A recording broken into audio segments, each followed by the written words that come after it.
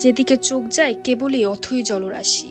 এই জলের নিচে তলিয়ে গেছে মানুষের সাজানো সংসার, একচিলতে উঠোন আর ভবিষ্যতের হাজারো স্বপ্ন।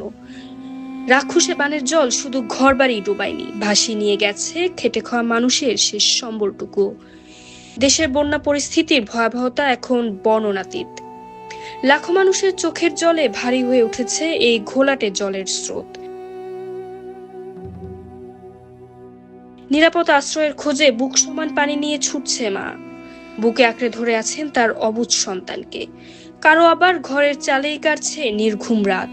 এক মুঠো খাবার আর বিশুদ্ধ খাবার পানির জন্য চারদিকে চলছে হাহাকার। সারা জীবনের জমানো সম্পদ চোখের সামনেই ভেসে যেতে দেখে ঠুকরে কাটছে বনবাসী মানুষ। এই নিষ্ঠুর পরিস্থিতির কাছে আজ তারা বড়ই অসহায়। যোগাযোগ ব্যবস্থা সম্পূর্ণ বিচ্ছিন্ন। পানিবন্দী লাখো মানুষকে উদ্ধারে কাজ করছে সেনাবাহিনী, প্রশাসন ও সাধারণ স্বেচ্ছাসেবকরা।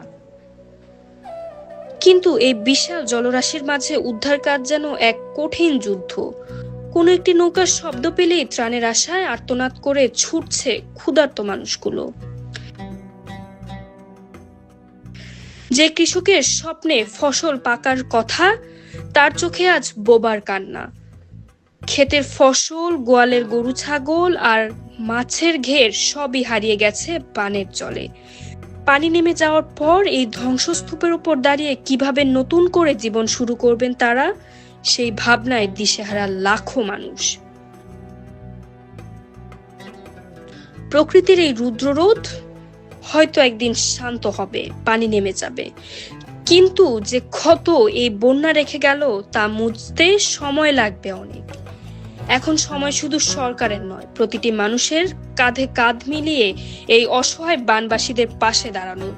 কারণ এই দুর্যোগে তাদের সবচেয়ে বেশি প্রয়োজন আমাদের একটু সহমর্মিতা আর ভালোবাসার।